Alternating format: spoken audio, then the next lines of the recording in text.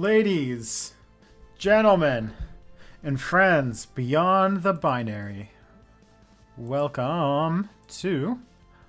Hey, it's the Monday Discourse for today, June 13th, 2022. I am your host, Tristan. Hello. I got a haircut, finally. I put it off for 2 months, but hello! Hello, everybody. Yeah, let me just fire up the old opening stuff. Yeah, let me get into a more authoritative stance.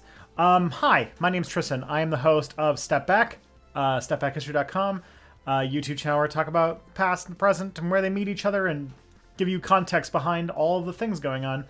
I'm also the co-host of It's Probably Not Aliens podcast about ancient astronaut theory, ancient aliens, and sort of debunking pseudoscience or pseudo-history, pseudo-archaeology, that kind of stuff. Very fun show. People really seem to like it. This stream happens Mondays at noon.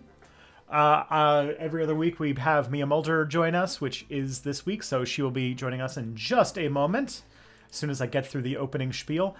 I go by he, him pronouns, and you can support my work one of 3 different ways. You can go to patreon.com/stepbackhistory, and for as little as 84 cents a month, you get access to all sorts of stuff. My personal philosophy is to make the $1 tier for Patreon the most valuable that it can be. I want to have one of the most valuable $1 tier Patreon subs that you can have.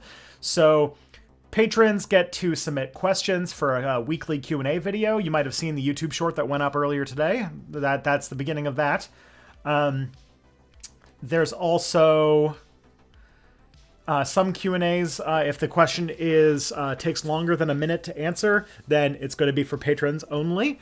Then they also get early access to videos, which there's a new one coming out. There's a new one coming out today. Right after the stream is over, so you've got content right after the stream ends.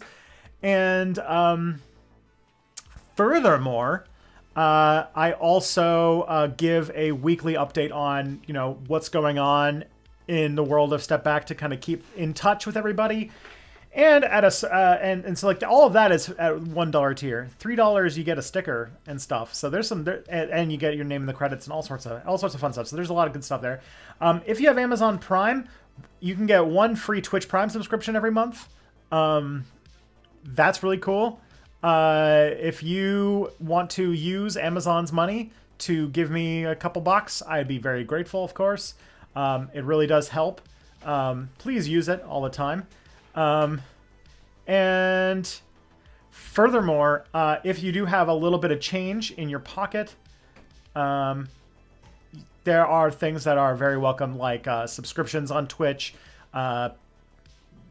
super chats, bits, all those kinds of things. It all really helps to kind of keep this ship afloat while all sorts of craziness is happening. My latest video was on the sort of the connection between white power groups and the police. My next video, kind of following up on that, is on the Uvalde shooting and the role that police actually play in America as an institution. So that'll be fun. It's definitely one that's going to get me killed. If you want to submit questions to the stream, I'm going to put a link in the chat. This will probably be for future streams because we already got a whole bunch of questions. But if you want to submit them, I hang on to them for a month. So if you want to submit them, they'll show up in a future stream. Just, keep watching. You'll hear it. The only time that you really won't get your question answered is if you, spam me. Basically, that's it. If you spam me, you might get the first few of your questions answered, but I try to make sure that everybody gets equal turns at, the question. When I get a lot of questions from people, they get the more questions they ask, the later questions get lower. It is complicated, but essentially it's made so that everybody gets an equal chance to have their questions answered. And the more questions you have answered, or the more questions that you ask, the lower chance that the chance that every individual question is going to get answered goes down. But for the most part, it's very rare that that we actually get so backlogged that we actually run out of questions, that the questions expire. So that hasn't really been an issue yet. If there's anybody new to the chat, If there's anyone new to the stream, please make yourself known in the chat, please, because I love seeing new people. We've got a really great community, so please say hello. We'll be all great to, great to see you guys on board. I think that's all of my opening spiel. So let's get Mia in here.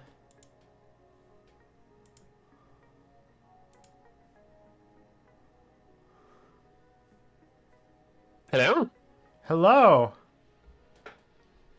Hello. Good. I can hear you. Perfect. Yeah.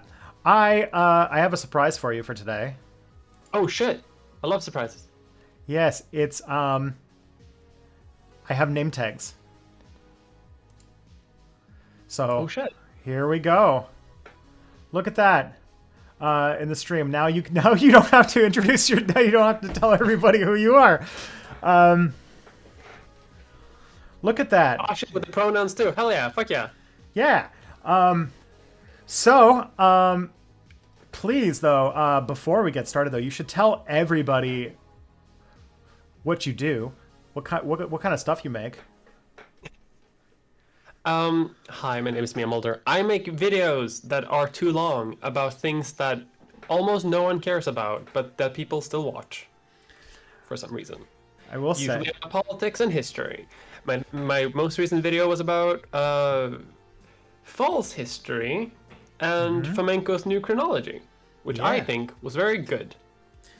Yeah, I remember, I think I talked about something in that vein. I watched this video while I was working out yesterday. And I remember seeing something in this vein because I think you kind of hinted on it where Japan has a whole... Well, you hinted at a different thing about Japan, but Japan has a whole pseudo-archaeology branch that's based around trying to say that they influence the Chinese, not that the Chinese influence them. Yeah.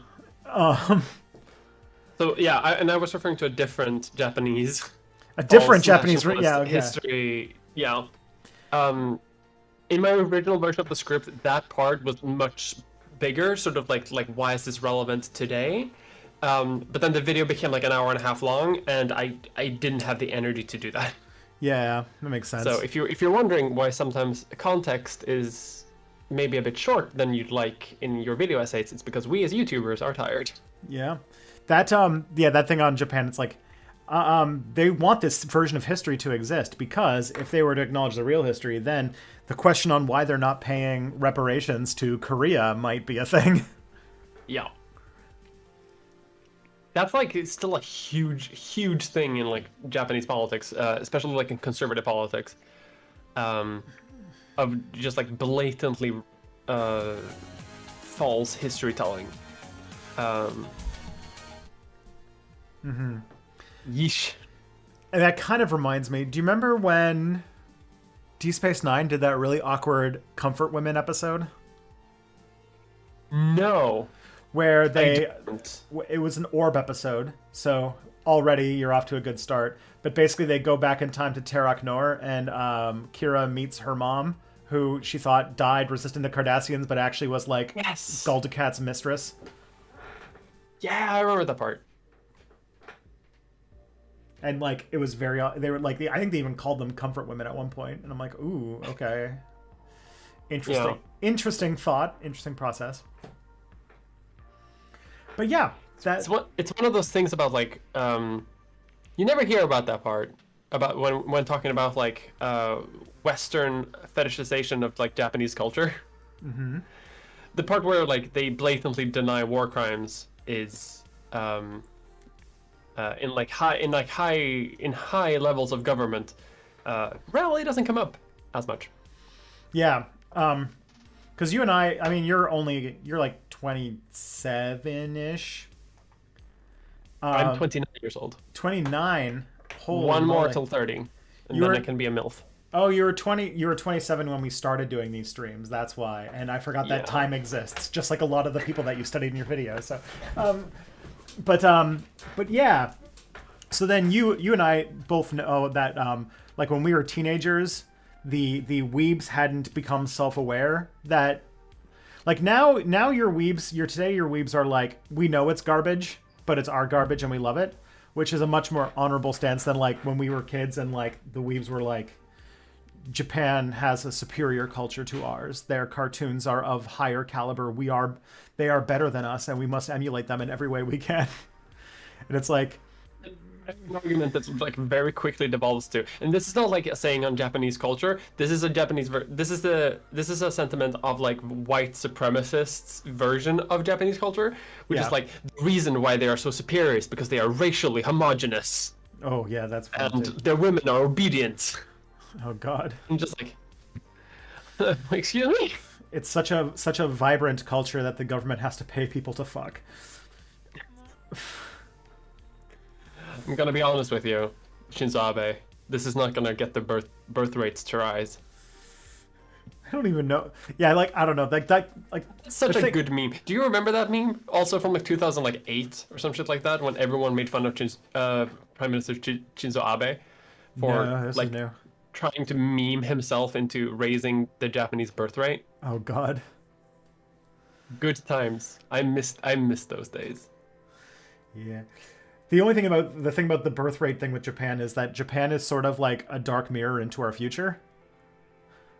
On a lot of these things, the only issue is that because you see, the thing is that the whole thing about the white supremacist idealization of fetishization of Japan doesn't show that like the fact that they have a modernizing economy combined with some of the harshest immigration policies to exist, where there are people who have lived there for generations who are not citizens, because they just don't let Koreans get citizenship.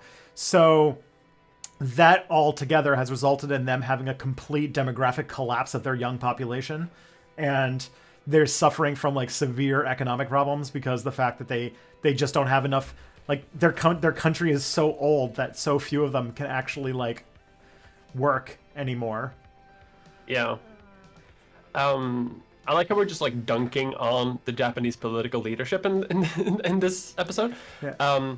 But I also like on a similar vein. I saw the other day that because like Japan has a very low crime rate and very low murder rate, and I recently saw some study that came out that basically concluded that a significant portion of why the crime rate and murder rate is so low is because the cops just don't investigate.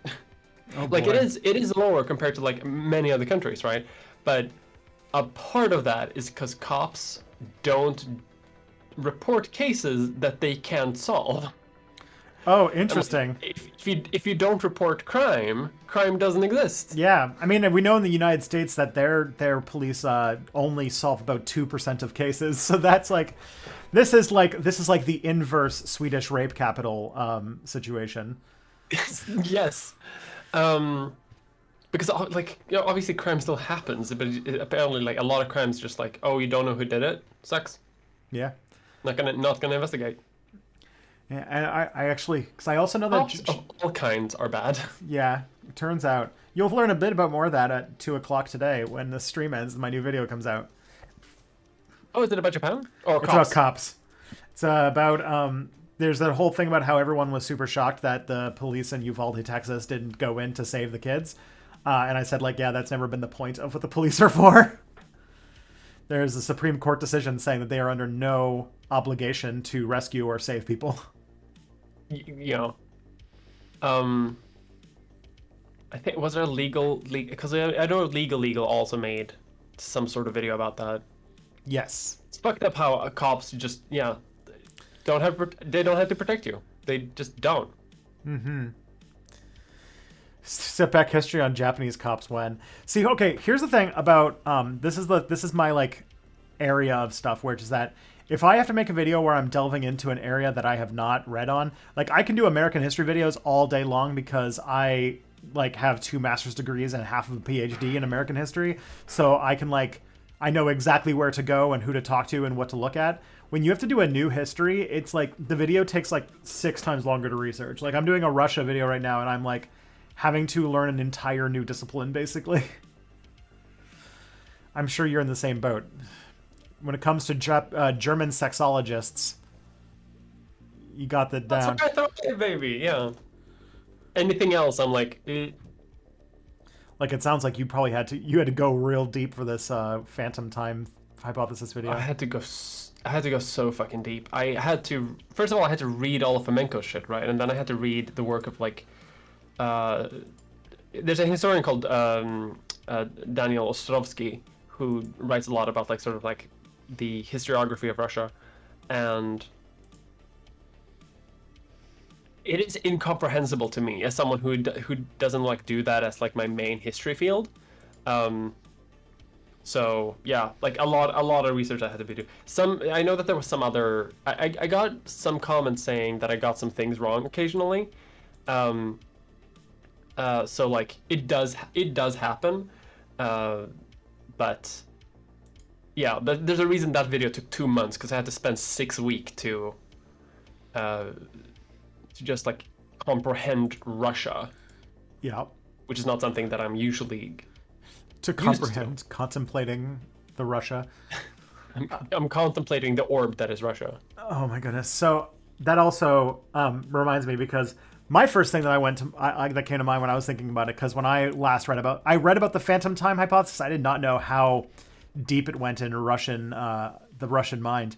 But the first thing I always think of is like, because the thing that was used to debunk it to me was, did you know that not all history happened in Europe?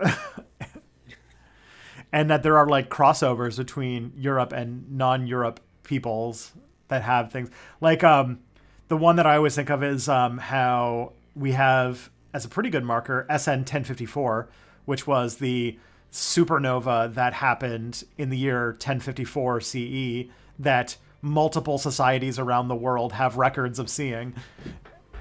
And it's like, oh, That's actually that's a huge thing because there was also a section in the video where because I'm not an expert on like astrology at all, or astronomy, sorry.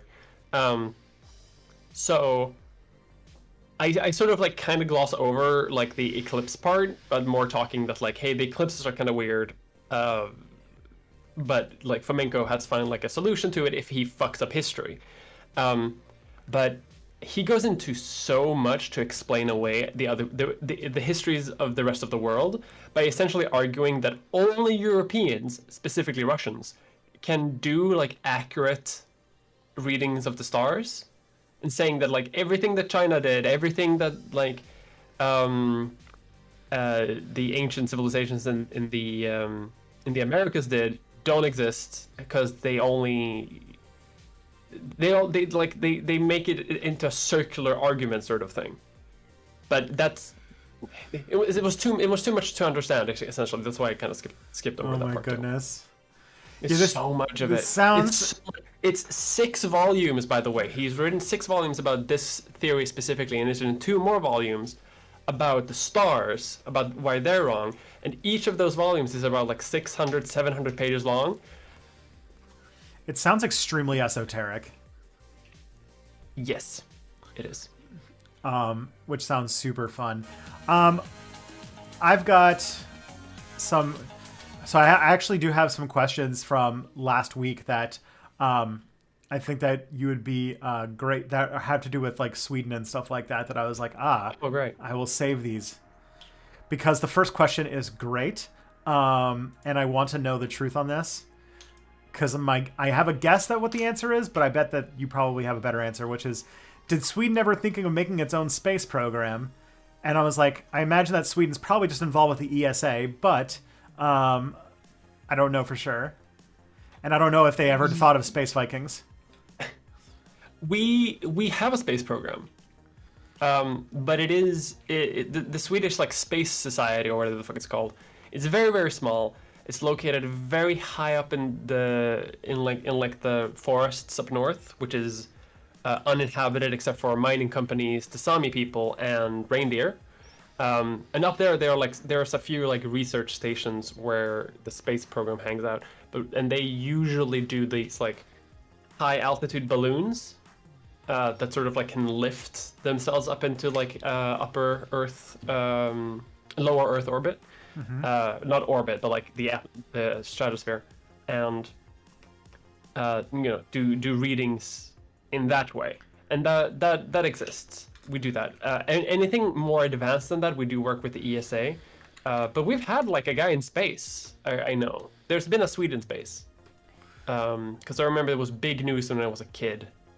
Some sort of some sort of astronaut working with the ESA who went up to the ISS, and did some shit and then came back. Yeah, I mean we Yeah. do that. We do that all the time because like we had a Canadian as the Emperor of Space. Excuse me. What's it called? There was a we that was the joke we made that he was the Emperor of Space because for a while a Canadian was the captain of the International Space Station. What's his name? The Chris Hadfield is. Oh yeah. Everyone loves that guy. Yeah, he's Canadian. Yeah. Yeah, we've got the CSA, which is basically just an appendage of NASA. I heard the CSA and The Confederate States of America.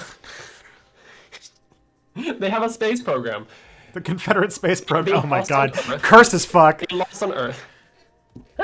They lost on Earth. That's what the Golden Circle is. The Golden Circle is one of the moons of Jupiter. There you That's go. where the Confederates are hanging out. Just a gigantic, what's it called? Cotton plantation around Jupiter. Oh god, this is terrible. Jesus Christ. This is like a vision of a very cursed future. Very cursed. Yeah, but yeah, the Canadian Space Agency, like this is the best part about. I don't know if Swedes do this because you guys have things you've actually done, but Canada has so few things to be proud of that we just latch on to anything, no matter how obscure. That's why like we have an encyclopedic knowledge of every mainstream celebrity who is from Canada. When you're just like the SARS guards, just all of them. All the SARS guards. Yeah, we just have an army of. SARS guard is just the title you get when you become an actor in Sweden. Boy, it feels like it. But like we There's just so many of them. Like honestly, I hate it, because not only is in international media, in Swedish theater, in international theater, there's always a fucking Skarsgård everywhere. I hate that fucking dynasty so much. They're everywhere. Holy shit. Sorry. The Jarl of the drama department or whatever. Pretty much.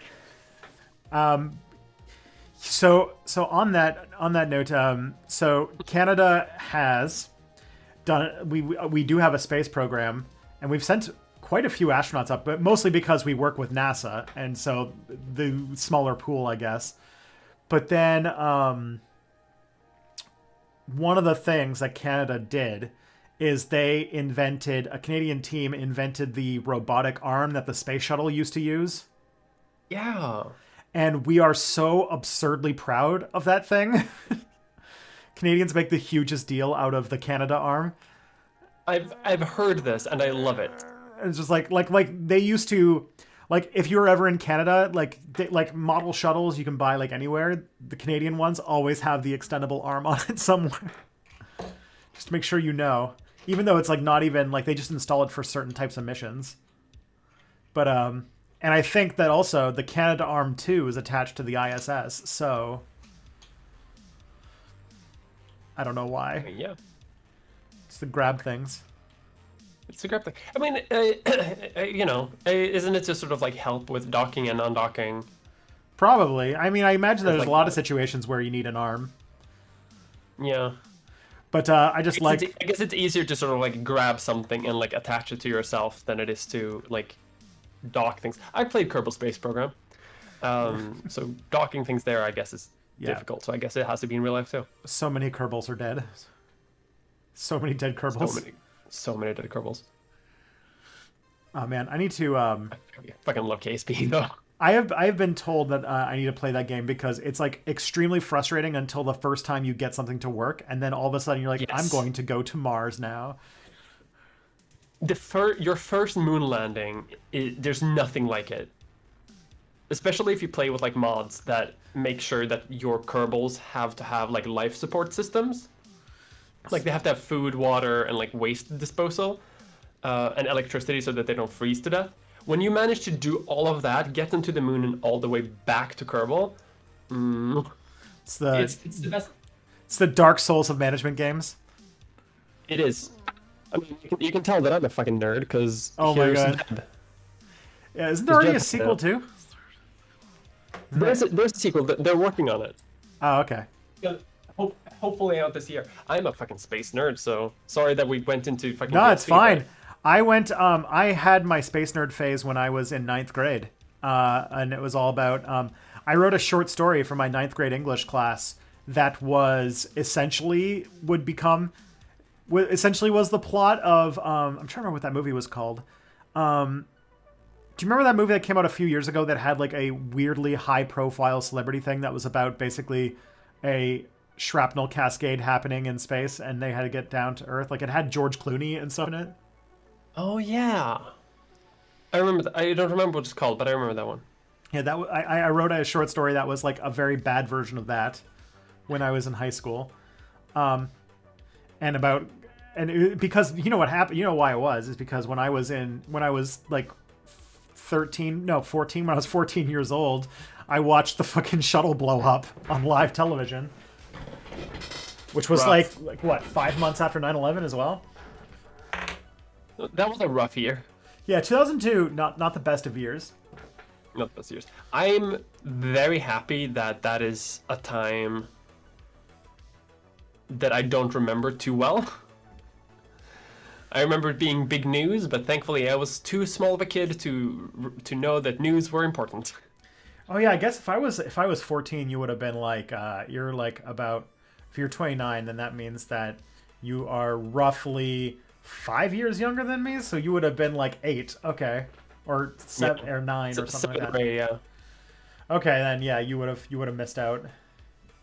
But I was not only 14, but I had acquired a 24-hour cable news habit because of 9/11. That I was like was watching this thing unfold live. Gravity, that was the name of the movie. I think that good movie. I think I've seen it. No, I shouldn't say that. I've seen it once. So yeah, I love space horror stuff. Like that what's it called? That 127 Hours in Space short on Love, Death, and Robots is always really good. What did you say? There's a episode of the first season of Love, Death, and Robots that's basically 127 hours in space, and it's so good. Which one's that one? I don't remember that one. It's Is that the one where she has to cut off her arm to throw it out? Oh, Yeah. that was good. It's a really good one. Imagine being alive in 2003. I don't recommend it, I will say. You Zoomers got off well. Y'all think COVID was bad? COVID is bad, to be fair. This is a very bad time to be alive, but 2003 was also very bad. Yeah, imagine what's going on with the way that we're talking about Ukraine, but Ukraine is called Afghanistan and Putin is called Osama bin Laden, and that's basically what 2003 was like. Yeah. Or no, and then they did Ukraine 2, where Ukraine 2 was Iraq, and the president, and the Putin 2 was Saddam Hussein, and everyone was like, "Wait, why is this happening? I don't understand." Yeah, it's like weird wars for no reason. I remember because you can tell when the radicalization happened in my life because I was like all gung ho, let's go to Afghanistan, and then I was like, we are all fucked. I hate everything for Iraq. And I was like, okay, I see what something happened between 2001 and 2003 in the little Tristan mind. Yeah. So that's fun. But yeah, space is wild. We have a space program. Well, I guess it's not a space program because we don't go to space, but we send balloons up there. Once they have mastered the space longboat, then they will do it. The space dragon ship or whatever. Oh my god, can you imagine Space Vikings? Yeah, I mean, Sweden might not be motivated to right now because there's not a lot of, of reasons to go to space. But then, like, say if they find out that there's like a Catholic monastery on Mars that has gold in it, then yeah, we'll be the first people on Mars. Yeah, they just find out that there's space friars that aren't being killed, that they're just alive and enjoying life. Then they There's gotta go. space loot. There's space loot, yeah. Yeah, maybe one of those asteroids that they say is full of gold. Swedes will be there right away with Space Vikings just to... It has to be shaped though. We have to find an asteroid that has gold in it, but it has to be in the shape of like crucifixes and coins. Yeah. Otherwise it doesn't hit. Yeah, they have to like they'll send a probe ahead of time to mine the gold and turn it into crosses and goblets, so that then they can send a later mission to go and loot it. They will to man this mission. They will find the most direct descendant of what's his name, Lothbrok. Ragnar Lodbrok. Yeah, what was that? Was his full name? Ragnar Lodbrok. Yeah, they'll find his most direct descendant, who is Mia H. Mulder. They'll find a way to they'll what's it called? They'll like weld some horns onto the helmet. They'll weld horns onto the rocket itself, making it extraordinarily inefficient but very cool. Yeah, and they'll have a dragon on the front of it. Yeah, exactly. It'll solar sails, obviously. Of course, I'd do okay, but here's the thing though, I'd do it because solar sails. This fucking, I love that. But like, I'd do it. Do you remember like that thing when like everyone wanted to go to Mars like a couple of years ago on the back of venture capitalists, and there was this weird company that Mars One was going to, yes, that was going to fund it using like reality TV show shit. Mm-hmm. I applied for that thing, and I got interviewed in Swedish newspapers. Nice. Because of it. That's the cringiest thing that I've ever done in my life. So, like, I don't think you can find the article anymore. But, like, for years, like, if you Googled my name, you would find, like, Mia wants to go to Mars. Mia still wants to go to Mars now. I do, but now I have to have loot and a way back. Yeah, and I much prefer Earth. And if you die, they put you in the rocket and shoot it into the sun. With all of your treasure. See, that's the thing is, this is neoliberalism. You just need incentives to make things happen. So if you want market incentives, you put loot on Mars, and then the Nordics will fight over who can get there first. Yeah. They'll figure out... We'll put loot and Catholics, and we'll find a way. Yeah.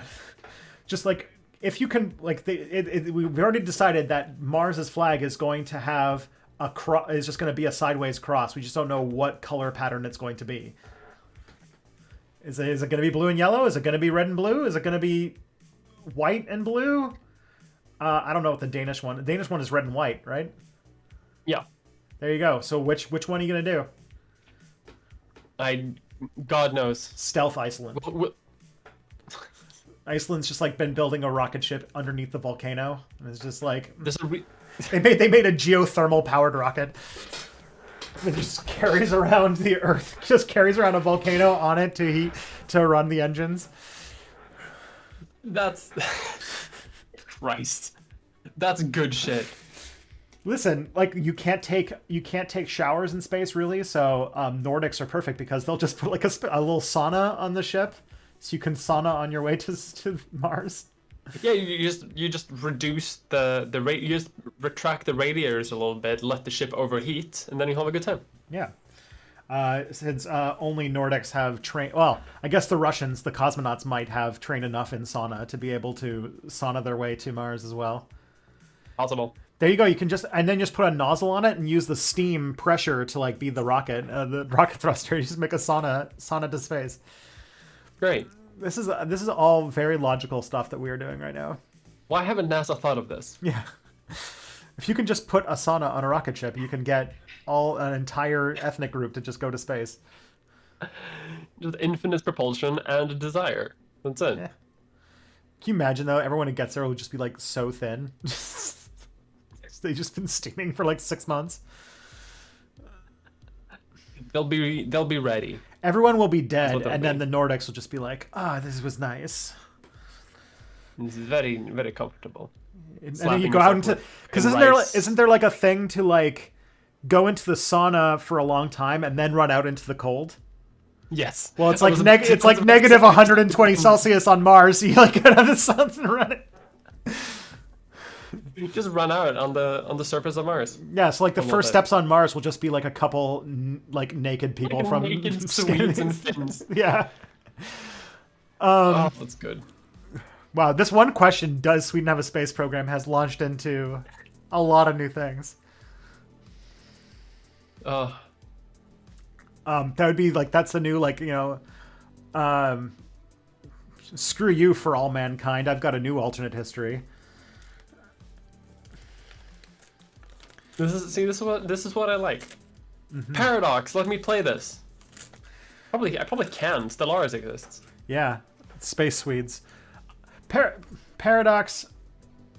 This just always remind me. Paradox, get your shit together and make the Cold War game. We all want it. We know that you tried it and failed. Try it again. We need the Cold War game. I know that they're like, Yeah. they already are like, we made it. We're gonna make a Victoria 3 that doesn't have the war game in it, and it's making people mad. And they're like, what if we made a game that didn't have map painting in it, and that would make them furious. Yeah. I'm hopeful for Victoria 3 though. I want to play it. They recently released a gameplay trailer, and I don't think it itself is going to be like maybe the best game in the world, but I do think that with the mods, because people can do weird shit with mods for Crusader Kings 3. Yeah. And modding Victoria 3, I think you can have a pretty good Cold War mod in that. People have a Cold War mod in Victoria 2, and that is held together by string and chewing gum and spite. I mean, most of Victoria 2 is, I think. Yeah. I think Victoria 3 will be really good. I just like, because the thing is, like, this is where I differ from the Paradox community, because the thing I hate the most about Paradox games is troop micromanagement. In fact, most of the war stuff I hate in general, because it's just usually whoever has the biggest stack wins. Yeah. And so like the idea that Victoria 2 is just not having it. The only thing that I can think of that I'm nervous about with the war system in Victoria 3 is that because it's all based on fronts and economics and like generals and stuff like that, I feel like it'll be harder for like you to DDR Jake your way to victory, to just do a bunch of like just fuck around and then somehow Haiti defeats Spain, like, you know. Yeah, maybe. I'm almost certain. I'm as certain as I can be that is something that they're going to fix eventually, because that is something that people want, right? People want to be able to like start very small and like beat bigger powers. So Yeah. I think that will be possible. I think there's sort of like sorry folks that we're talking about completely different things now for 40 minutes. But the entire like way of like diplomatic plays I think could work really well, because like if you play it right, it would be less about like maneuvering armies around to win. It would be more about like how much shit can I get like the United States to bully other countries into giving me.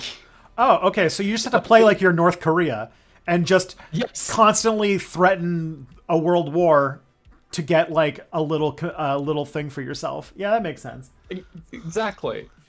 That's what I think. That's how I think you would do it. Like you would just trick other people into doing your wars, or like bullying other people for you. And then when you have your own like power, then you can do everything. I guess the way you take over the world at that point is like crashing the world economy of guns. Ooh. Like Haiti, the liberal freedom fighting Haiti that produces all the guns in the world. Yeah, that's like I said, my two hopes for Vicky 3 are to, when I get good, run the Haiti anti-slavery crusade across the planet. And the second is to recreate my most successful Victoria 2 run, where I got Quebec independence and won the race for Africa. And Quebec became the overlord of Oman for some reason. Weird shit happened in Victoria 2, I feel like. And became a great power by the end. The most cursed of timelines, where Quebec becomes a great power. Extraordinarily cursed. Yep. All right, the next question we got here. All right, this is a bit... Oh, man. Multi-paragraph question. Okay, here we go. I'll copy the text over for you so you can get started. Yeah. Okay. Should young Earth creationism be taught as something akin to other extreme reality-denying right-wing conspiracies like flat eartherism, or, shout out to Mia's new video, New Chronology, rather than just a very conservative religion? A while back, Mia responded to one of my questions about her stance on religion by saying that She didn't think there was anything wrong with someone not believing in evolution on its own. Okay, maybe you can imagine someone who's a young Earth creationist um, and that's the only reason they believe. They're also not a Christian fascist who thinks evolution is only being taught in schools because of a globalist conspiracy to corrupt the youth. Like the other week, the Atheist podcast. Oh yeah, this is the podcast response zone. Yes. I still listened to talked about a right-wing preacher who claimed Darwin only made up the theory of evolution because he was paid off by the Rothschilds. Oh boy, I didn't know. They're in everything. So, yeah, probably. Young Earth creationism is false history. Yeah. yeah. And should be seen as like as a right-wing reality denying conspiracy theory. Yeah, to an extent. I think that it sometimes, depending on person to person, it's a bit more complicated than that. But at this point, like, I don't know, there's like... So there's like a few... okay, I'm trying to think this through. So creationism is, in many ways, trying to think about how it's tied to the religious right in America. Because in some ways, creationism has the same sort of motivations as some flat earthers, which is that it's an attempt to, as sort of like if you watch the really good Dan Olson video on flat earthers, that it's a sort of attempt to unexplain reality and move back to a more religious, fundamentalist, radical thinking that is simple. But also it's it's not based in history because people haven't thought the Earth was flat since the Iron Age. So it's actually like a progressive movement in its own way. Wait, no, that's flat earther. Anyway, creationism. We were talking about creationism. I got a little lost. But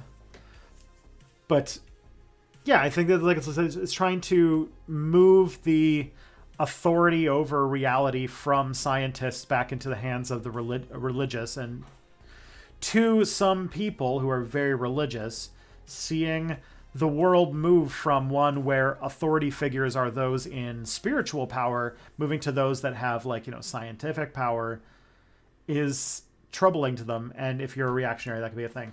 I do wonder, because that's one case of creationism being associated with the Rothschilds, and in some ways okay, but young Earth creationism I think comes from a different sort of reactionary thinking for the most part.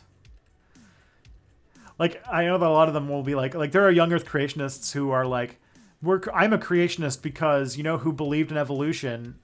Hitler and eugenicists. And it's oh, okay, interesting. All right.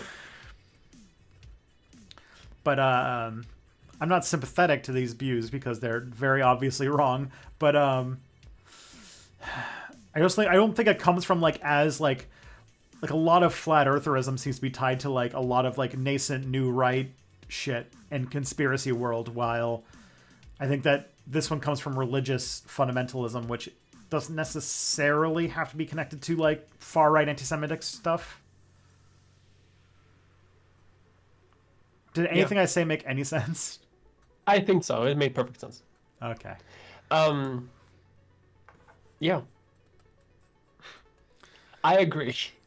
Yeah, and there's a lot of people out there who are creationists because they haven't really thought about it that much, and their mindset is do I believe the church I go to or the people in the schools, and they choose the church.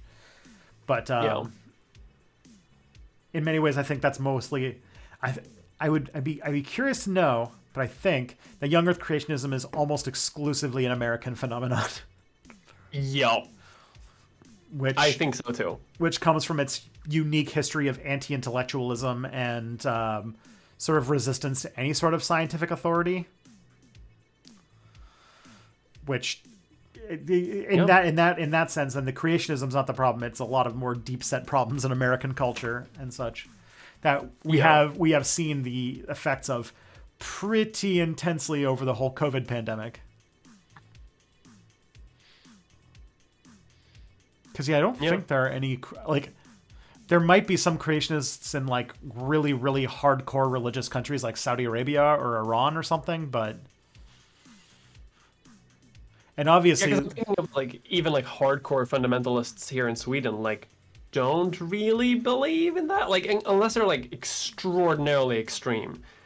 That's not really something that really comes up. And I think that that is a reason why it should be thought of as like an extreme reality denying right wing conspiracy theory, right? Because it exists more within a sort of like political movement than it does like like on an individual faith basis, right? yeah. Because that's I think where I came from with my stance earlier, that like any individual can not believe in evolution, whatever, that's fine with you, but um as part of like a political movement, I think that maybe we should believe in evolution. Like, do you know what I mean? Like, Yeah. young Earth creationism is much more a political argument than it is any like theological argument. Um, Yeah. That makes sense. Yeah, it's in a lot of ways like I think creationism in America has also been quite on the wane lately, especially because a lot of the people who are really big preachers of it just turned out to all be grifters who are now in prison or have done prison time for like embezzling money and stuff. And like the numbers that were really depressing on creationism were from a time when America went through a specific like here's like the thing we don't understand is that we went through a specific like intense religiosity phase in American culture that kind of lasted from the 80s until the 2000s, and the era of the mega preacher seems to be waning quite a bit, and with that a lot of these reality denying belief systems that are sort of designed to keep you in a specific kind of bubble of worldview that maintains the church at the center of it is starting to fall apart. This is sort of actually why, for many reasons, but one of the big reasons I did not like, I was not a big fan of the modern TV adaptation of The Handmaid's Tale. I don't know if you got to watch that at all. I have. I'm a big fan, actually. Oh, okay. So there's a couple things. A couple of Big fan. I don't know. I think it's an. I love alternate history fiction of all kinds, and this reads to me as alternate history fiction. So to me, I like it. okay. But there are criticisms of it as outside of that. So feel free to talk shit. Okay. So there's a couple things about it, which is that it's very much a product that comes from a person in the 1980s' anxieties about where American reactionary culture is going, about what the future might look like, because it's very much is written by Margaret Atwood in the 1980s, seeing the rise of the sort of religious right and what kind of implications that might have on the future of America. But today, like I think that The Handmaid's Tale in a more modern context would be a lot scarier if it wasn't so explicitly religious, because I feel like not many people see America going down the path of becoming like a religious theocracy like they did 30 years ago. And now I think we're much more scared of like I think it would be much more scary if The Handmaid's Tale had all of the same things, but it was done through like, you know, like we had a birth rate crisis, and we had to make and like what's it called, like the whole state mandated girlfriends thing, and Yeah. that like the people who made the Gilead stuff happen did not necessarily need to be super religious in order to do horrible things and take away the rights of women. And it's just like, yeah. Like it turns out that all that stuff was not just tied to religion. It's tied to white men. Just the whites. Whites. The whites. Yeah. Just what's it called? Like they'll just be like, our dystopian American future is going to be like we're going to be under a fascist hellscape because someone decided to make a YouTube video series criticizing the way that video games portray women. So, Christ, that's it, isn't it? That's how, oh God. I would love to see The Handmaid's Tale written from the perspective of a woman who's very online in like 2014. yeah, because like I think that like yeah, like I feel like taking away women's reproductive rights in like a sort of dystopian fashion would be more likely to be driven by like Gamergate and incel types today than it would be by like Jerry Falwell Jr., who is like apparently a very naughty boy. I don't know if you know about. Do you know about all that's going on with Jerry Falwell Jr.? No. So do you know who Jerry Falwell was? Heard the name. He was like the face of like the hardcore Christian evangelical right. He's the person who started Liberty University, which is like the hardcore right-wing Christian university. He's dead. He's been dead for over a decade now. But his son inherited most of the stuff, and he is the most son of all time. He is like the concept of the large sun? Yeah. Not like necessarily in a physical sense, but just in like the completely inept like person who has power just because they're the son of someone who's powerful. Yeah, exactly. Daddy pays. Yeah. Yeah, so he is very much a large son, in that he does, and he also so he ends up being like the head of Liberty University, despite the fact that he's like doing a freaking real estate embezzlement scheme, and like his there's like all this stuff about how he there was a secret third in their marriage, because like this like random guy who cleaned their pools all of a sudden started like got his own gym that they purchased from the school money for him and stuff like that. And then he got ousted from like the main committee running the school because like photos came out of him at like this extremely raunchy looking boat party. And it's just like the apple came pretty far from the tree on that one. Because he's like inherited all of the power and all of the institutions of like this right-wing religious fanatic. And then he's like, he's just like, oh man, it's so perfect. But like, that's where like the evangelicals are now. Like, I think that it shows like their convictions aren't so much focused on scripture, by the fact that they all lined up to support Donald Trump, like 3-time divorcee and like serial philanderer and stuff like. Mm-hmm. No, I agree. Like it's the authoritarian tendencies have sort of like shifted away from like being more theocratic arguments to just being like purely authoritarian. Mm-hmm. Even though, like, obviously the like religious aspect is like always there, like lurking. Like even Jordan fucking Peterson talked about like how the Bible is like the most objective truth recently, and it's just like you never used to have these opinions. You never used to be like a Christ head, but now because his entire fan base is comprised of like incel-y authoritarians. He's started to like adopt some of those talking points. Yeah, he really has to think about, because he gets so mad that people keep going to his like events and asking questions about like the Jewish question and stuff like that. And he's like, I wonder why I keep getting these questions from my followers. Weird. Mm-hmm. But yeah, like I think that like if there was a future where like The Handmaid's Tale happened, and a scarier, more like resonating with us reality of like a dystopia like The Handmaid's Tale would be something that came out of like the incel / like men's rights movement. Yeah. So I mean, like, we shouldn't forget that the New York Times posted an opinion article about the redistribution of sex and basically state mandated girlfriends. So like maybe it's a bit past its peak, but I remember peak incel. I was what's it called? I was very close to the Toronto van attack.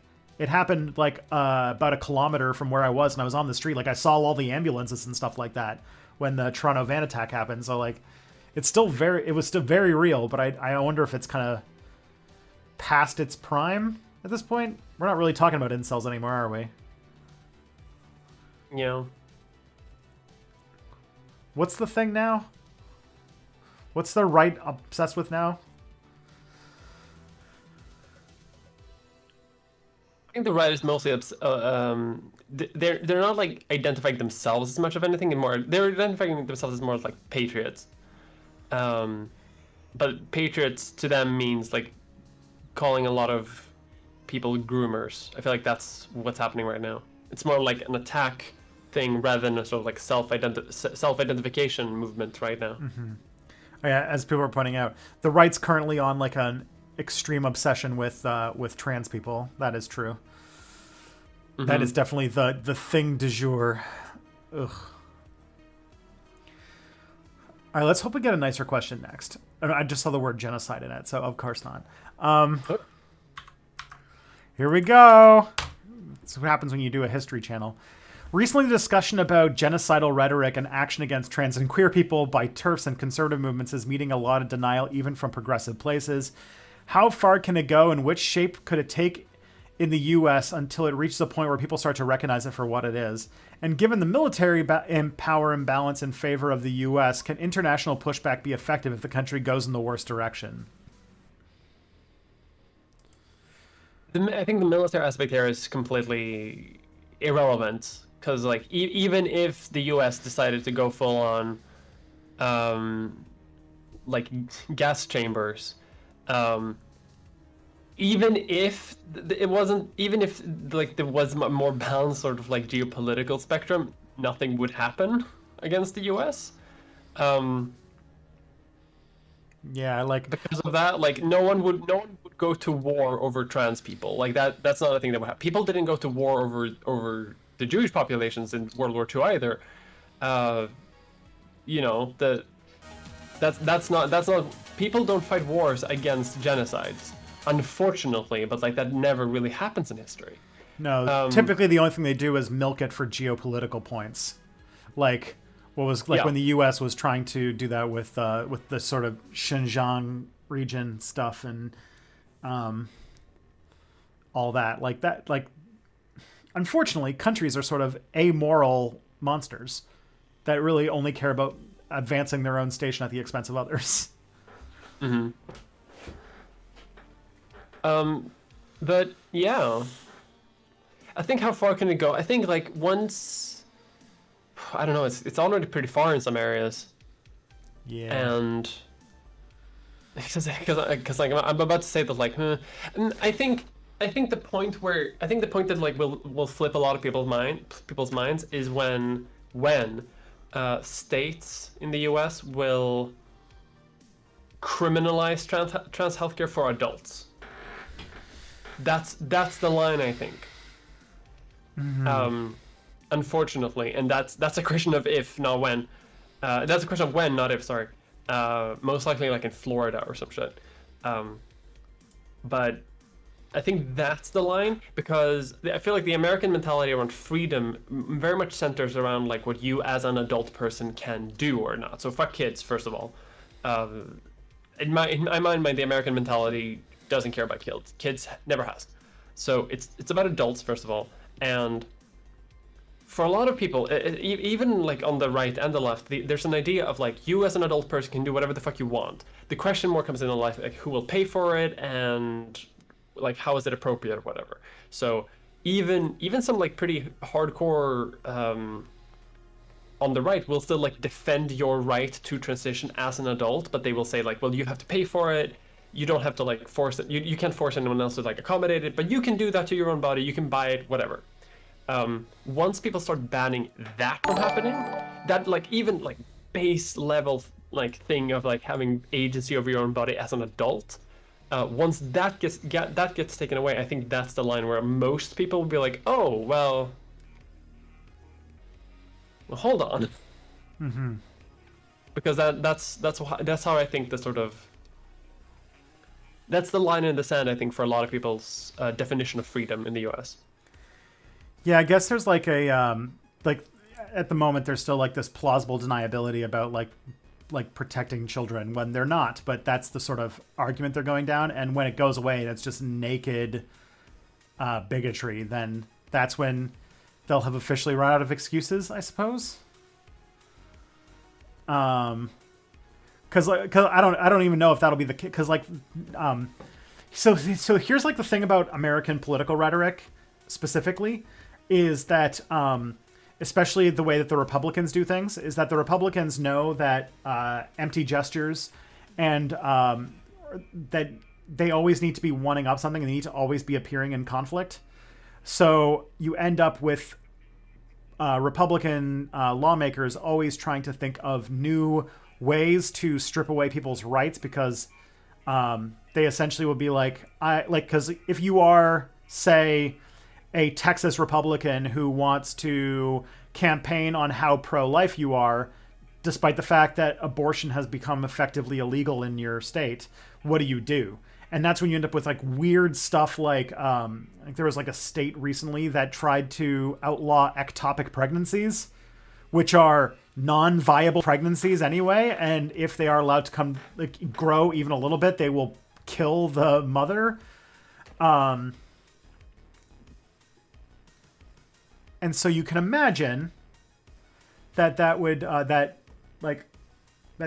now that there's like this trans panic happening in America, there's going to be someone who steps the line. I don't know if people will be able to rally at that point though, but I hope so is the answer. Yeah. But I also know that LGBTQ history is full of needing friends and no friends showing up. So I don't know.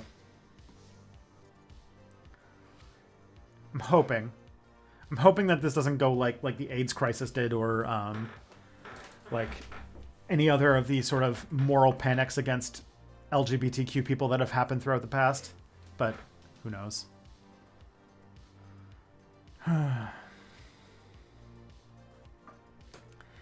Also, while you were saying that very important line, though, Frick the Police subscribed for a month at Tier 1. Thank you so much. But yeah, this is probably like. Sorry. Outside of this, I was 1 second away of doing what you just did. By the way.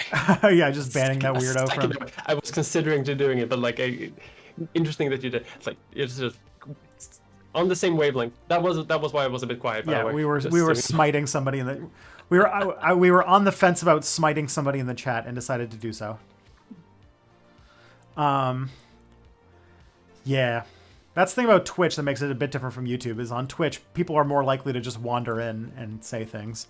But yeah, this is like probably I was going to say, this is like one of the scariest stories that people should be paying attention to right now. And I'm like, I hate that it has so much competition at the moment.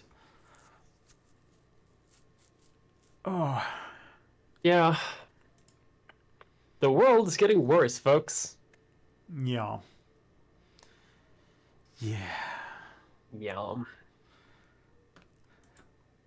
Somebody point. I do want to keep going on the thing that I mentioned occasionally. It's like the thing that Texas started doing, where they started investigating parents that have trans kids.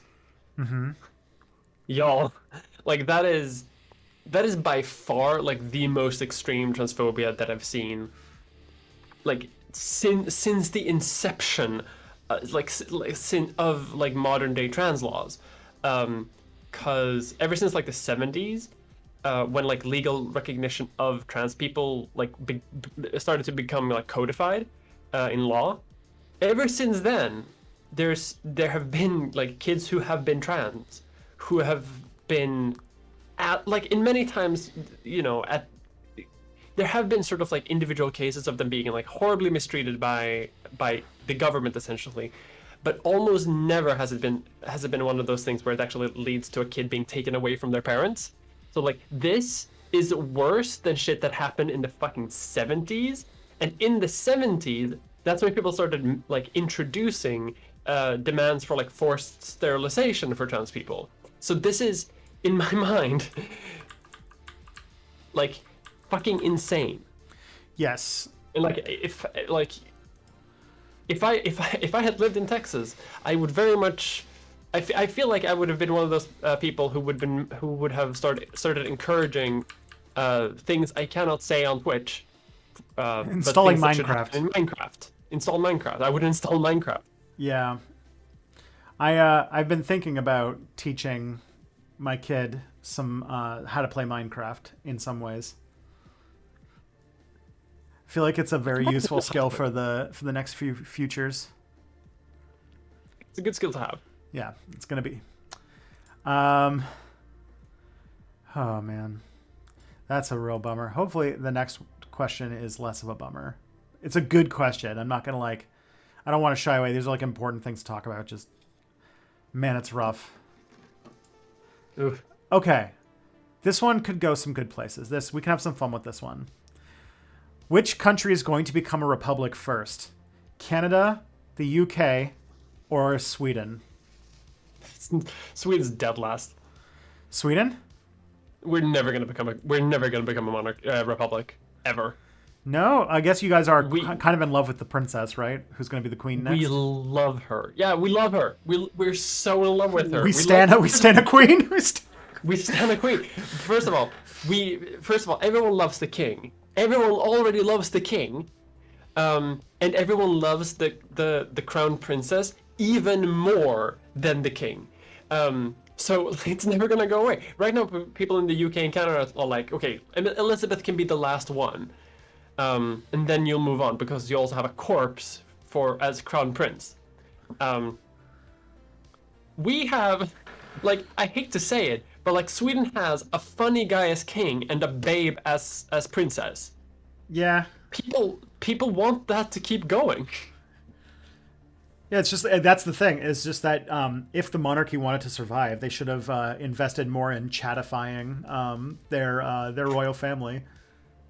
They should have, and not be like totally cringe. Yeah, like they're all like because like the British royal family is all like people who look very strange or are pedophiles or both, because they are like 12 generations of marrying their own cousins or whatever. Yeah. And so, but like, yeah, Swedes seem to got it going on with the. But if I were to hazard a guess at those, if I were to hazard those three, I think it's gonna be UK first before Canada. Yeah, I feel like I see a reality where the UK dumps the Queen or dumps the monarchy, and Canada clings on. Because here's the thing that came to mind, and I think I've talked about this a million times on this stream before, but do you remember when the Prince Harry and Meghan Markle, is that the ones?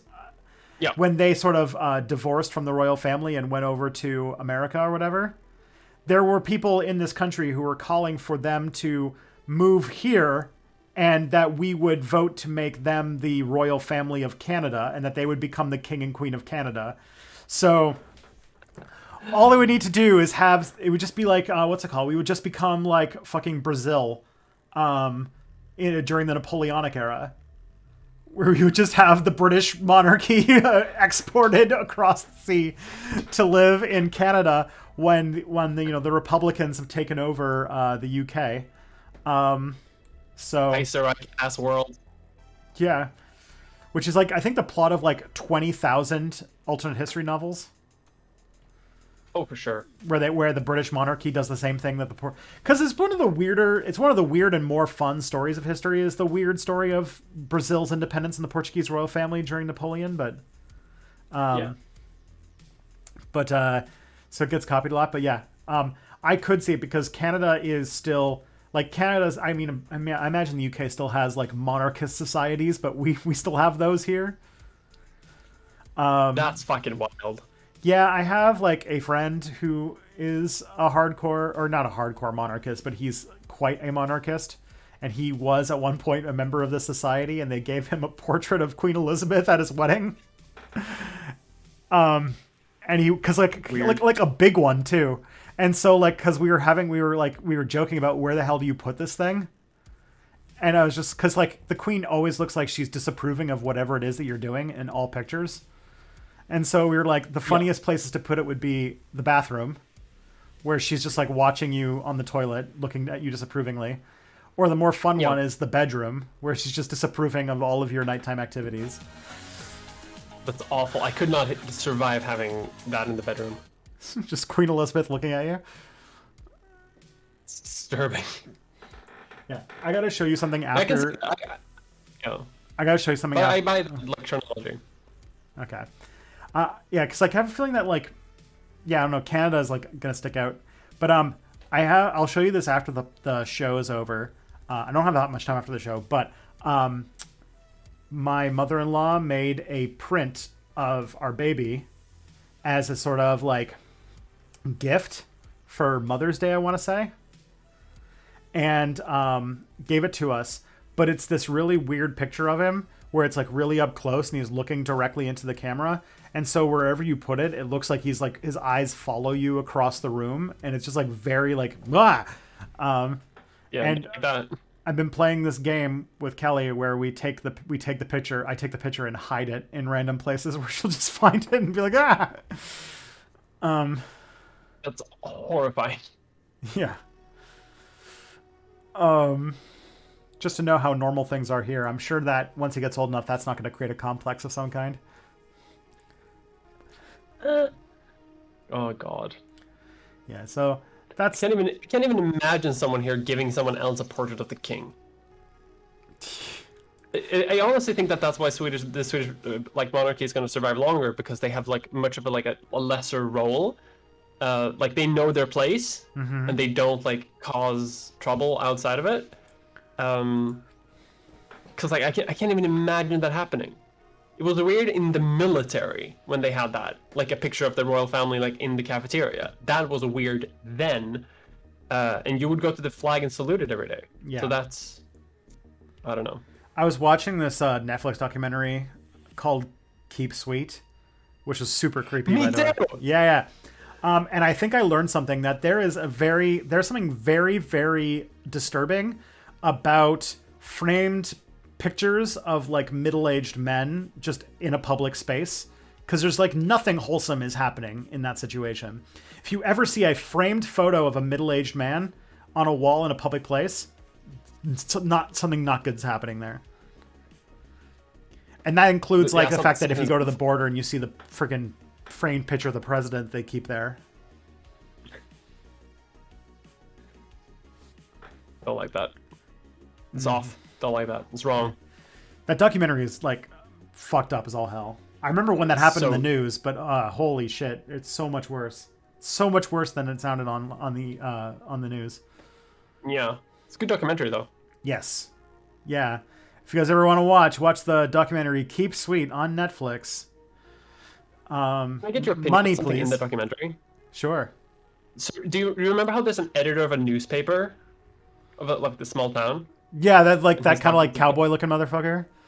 Who's like, isn't he a great storyteller? Yeah, and also he seemed to be like, out of all the people who were trying to take them down, he's like, including the women who were like underage married into this cult, like he seemed to be the most invested in taking them down. Like he's the one who seemed like the happiest to watch it go down, than like including the two women who like got married at 14 who escaped.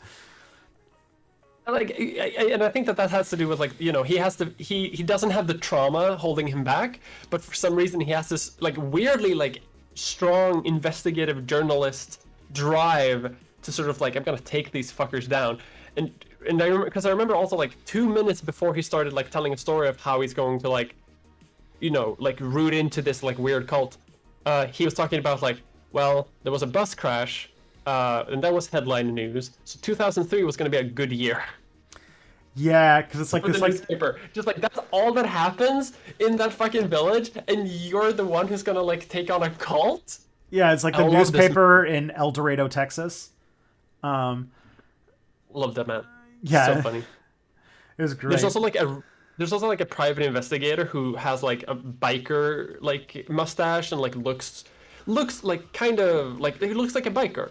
And he has a conversation. I remember. Sorry that I'm ranting about this. I just thought it was very funny because he's talking about like how, like what's wrong with the cult. So he's like, you know, there's a lot of religious elements, and that comes and goes. But you know, at the end of the day, it's about men controlling women and their sexuality and their bodies. And that's a sentence that I didn't expect to hear from someone who looks like he's like about to drink whiskey meth on his Harley Davidson. Yeah, it's true. I was like, this guy's like, how is this? This is like the most woke member of the Sons of Anarchy I've ever seen. No, right? It was like, this man has read fucking Judith Butler. I love He's it. just gonna be like, Gramsci says, if you read his... like, I made that joke with my partner when watching that. It was great. Yeah. And yeah, that documentary's got so much weird stuff. Like, even like the images of like the freaking SWAT team showing, you see this like armored like personnel carriers and like the full militarized police. and they're like pulling out like women who look like they're from freaking Laura Ingalls Wilder, like Little House on the Prairie stuff. And it's just like the levels of weird.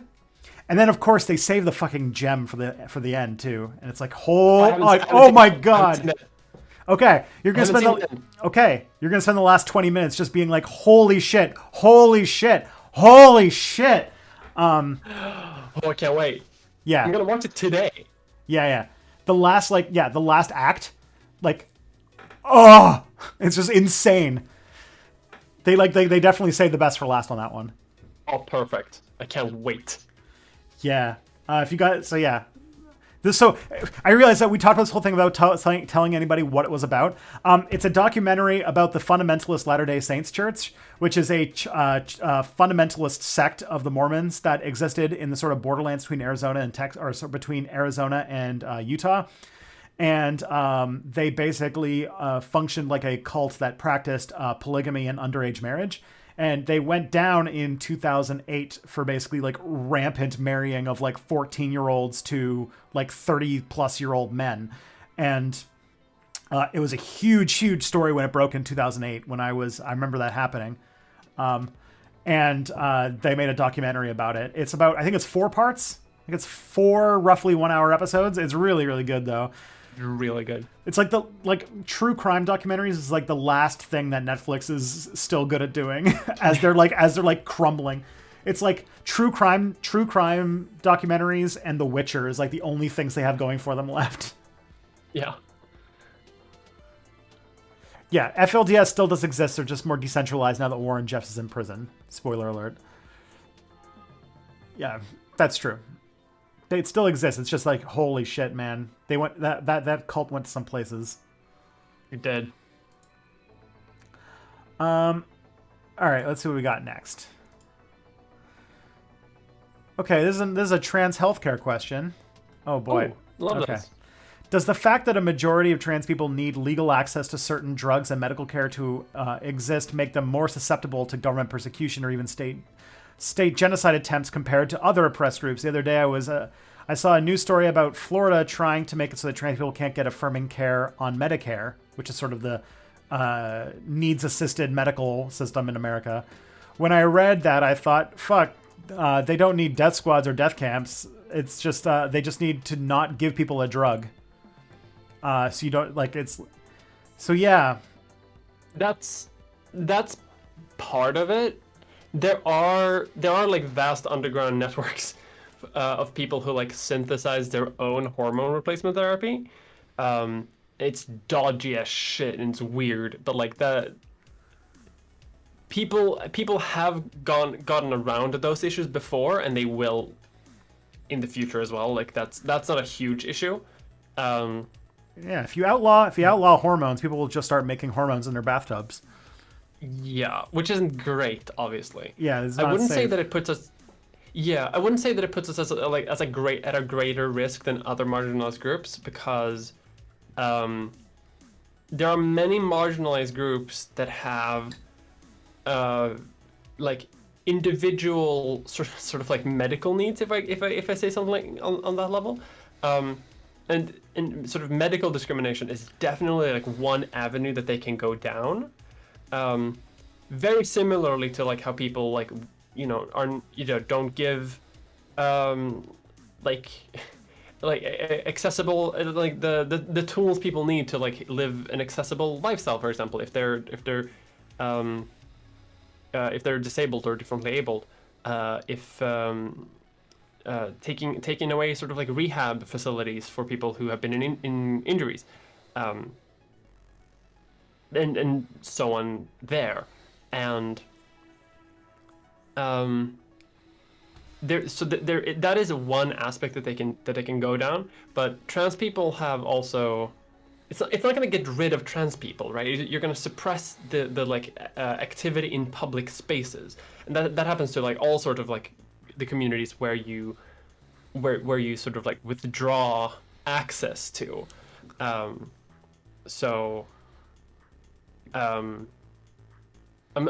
just thinking like, for some reason that came up in my mind, like some villages in the or some townships in like the fucking 1800s,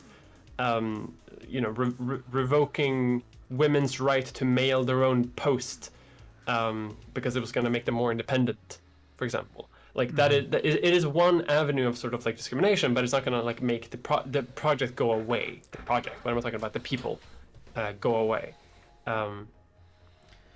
It's going to make their lives more complicated and dangerous, but it's not like genocidally bad.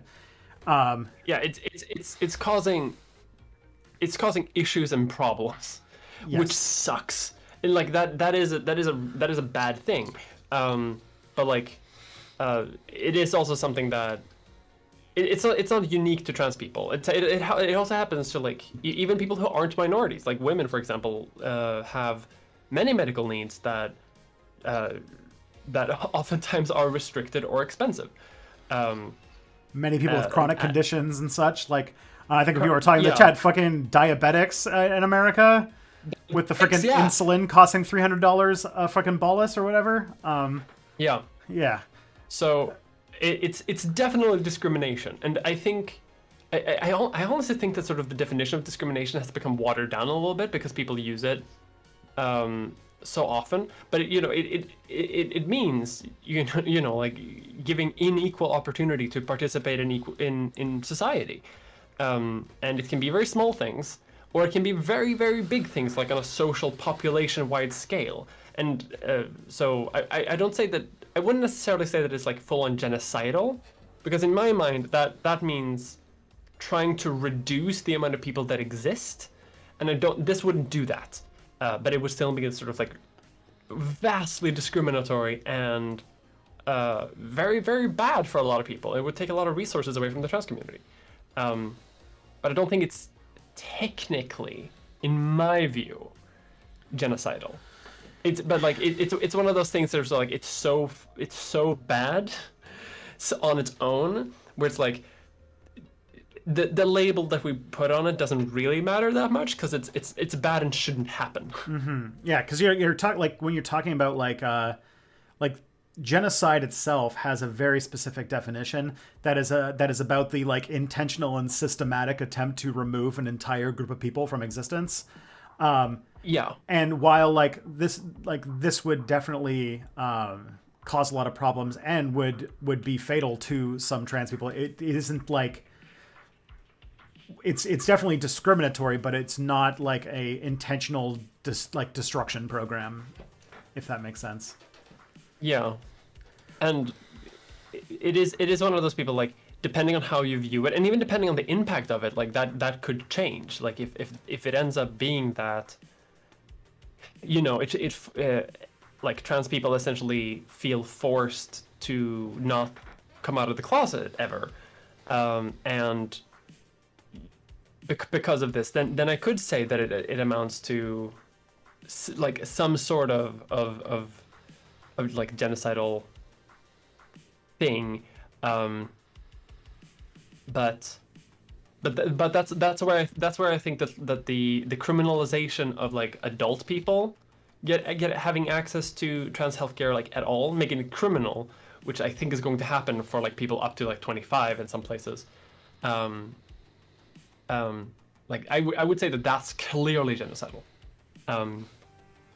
But it's one of those areas where it's like, does it meet the textbook definition of something? It kind of depends on like on a very few factors, to the point where it doesn't really matter, because the overarching project of like revoking trans people's access to public spaces is already so bad that the label itself doesn't really change what we should do to work against it, if that makes sense. I would say that it is part of a larger genocidal project. Yeah, I would say that. So the argument that I'm getting from the asker in the chat is that a lot of trans people, if they are denied access to gender-affirming healthcare, become suicide risks, and that is definitely a factor. It is it exacerbates a problem. It's not a universal fact of all trans people. Like that's sort of like, it's in some ways based in the idea that all trans people suffer from gender dysphoria, which is also not necessarily true either. Correct? or I'm Yeah. wading into waters that I know I should not be wading into, so I'll be No, very no, careful. you're doing great. But like, yeah, like they're like, it's not the connection's there, and definitely like there are people who would, if say like that healthcare was revoked, who would not be alive because of their lack of access to that healthcare. That is a fact that would happen, to the point where it's on par with like the Armenian genocide, or like the systematic eradication of like that happened under like the Rwandan genocide. Like specifically, like I think that the like we're not trying to say that it's not going to be bad, or that it's not like a gross violation of their human rights or anything. Like revoking people's access to healthcare is tantamount to like reducing their quality of life, possibly even ending a lot of lives.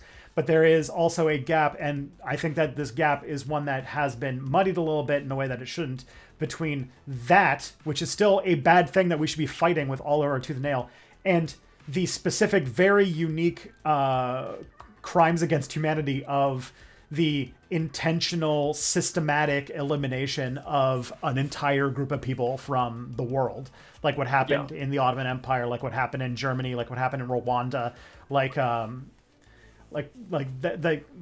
and we were seeing like what happened in Myanmar recently. So like, that's sort of, I think, where we're bristling, because both of us have dealt a lot with this particular word's definition, and I think that, yeah, like we don't, I don't know, it's a definition thing, I think. Yeah, and I agree with that. Like the textbook definition, I feel like doesn't like bridge that gap enough, but for like that specific measure to be genocidal in itself, I wouldn't say that, but I think that like this also exists within a context, right, of like a lot of Republicans wanting to essentially like get rid of trans people. And this would be like one part of that. So I think that like the overarching project that they're doing, I would say that's probably genocidal, but this aspect of it doesn't bridge that gap itself. It's definitely a prologue, but not the act itself. Definitely a prologue, and definitely bad. It's fucking horrendous. This makes me very interested in studying this period of U.S. history that I think would be very germane to our current situation, where like in the 20s there was actually like this. You probably something very similar happened in Germany, but in the 1920s there was a big loosening of. There wasn't so much a lot of like government affirmed law put in place that was supportive of LGBT people, but there was a lot of like the government didn't care, and the police were very easily payoffable to look the other way. And because of that, and because of their sort of like social benign neglect, a lot of queer spaces were able to thrive, especially in urban areas in America in the 1920s. And then the Depression sort of triggered a reactionary backlash, and there was sort of this crackdown on these people who were blamed in some ways for the decadence that led to, the decadence that led to the Great Depression, which doesn't get talked a lot about because queer history is not a super well developed field in American history yet. I think there's like, I can think of like one historian who's working on these kinds of things, but it feels like it would be very applicable to what's going on right now. Yeah. Because people don't go on these like persecution, moral panics during times when everything is rosy and good. Yeah, when things are rosy and good, people, it's typically a lot better. Yeah, like there's this like weird, and this is, I don't want to come down to like class reductionism or anything like that, but there is a sort of relation where like if the economy is doing well, a lot of bigotries like go down in volume a little bit, and then when economics get bad, when economies go bad, then people start getting more reactionary and angry. Yeah. And there's something, and like, I mean, because like it was the Depression that basically caused the like fascist rise in power in the 30s, probably uniquely suited to specifically Germany's context, but the Depression basically like aggravated everybody, and Yeah, for sure. so except for the Soviet Union. Like, just saying, guys. Just saying, guys. Economic system. But I definitely agree that like it is one of those things that like when the world is super shitty, people want to find enemies. When things are pretty good in the world and like you have confidence and hope for the future, it's not that like you're less bigoted in those situations, because there will always be bigots no matter what. But it's one of those things that like you'll find something else to do. Yeah, the volume goes down. You know what I mean? Do you like if the economy was super great, I honestly believe that Brexit has created Turf Island in the severity that it has, because I fully believe that like if the economy was fine, and if things were just going fine, there was peace in the world, and things were happy, there would not be a moral panic against trans people right now. There just wouldn't be, because I can't imagine any of like the high profile voices who are against trans people having any sort of like legitimacy, because the people who are attracted to them are attracted to them because they see something wrong in the world, and they're being offered on like an easy solution. That like it's not the fault of like big economic systems or like too big to fail banks. It's the fault of the gays.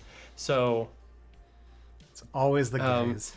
And then those arguments begin to snowball more and more and more. But that argument doesn't work if everything's fine. You can't say that everything's fine, but the few things that are wrong in society is because of the gays. And people would just be like, okay, well, things are fine, so I don't care. Mm-hmm. Yeah, and so you can find links to these like sort of moral panics, which I would say that's what this is. It's a moral panic.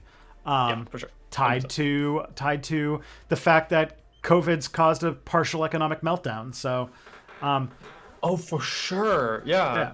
Because like transphobia was on the uptick, because things were still pretty shitty before, but definitely like the COVID economic meltdown has ratcheted up the volume quite a bit. Like think about like I'm just trying to think about how much like anti-trans bullshit's happened like in the last 6 months.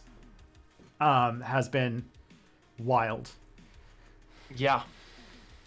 No, because like I fully agree that like there's been a surge since COVID crashed the economy, like of sort of. Yeah, COVID crashed the economy, and then at the same time there was also, I don't know how well studied this phenomenon is, but I think some people have talked about it in a serious way, that a lot of people being at home and spending a lot of time with themselves has resulted in a lot of people realizing that they were trans and coming out over this period. And I can see the scapegoat lines happening right away. Yeah.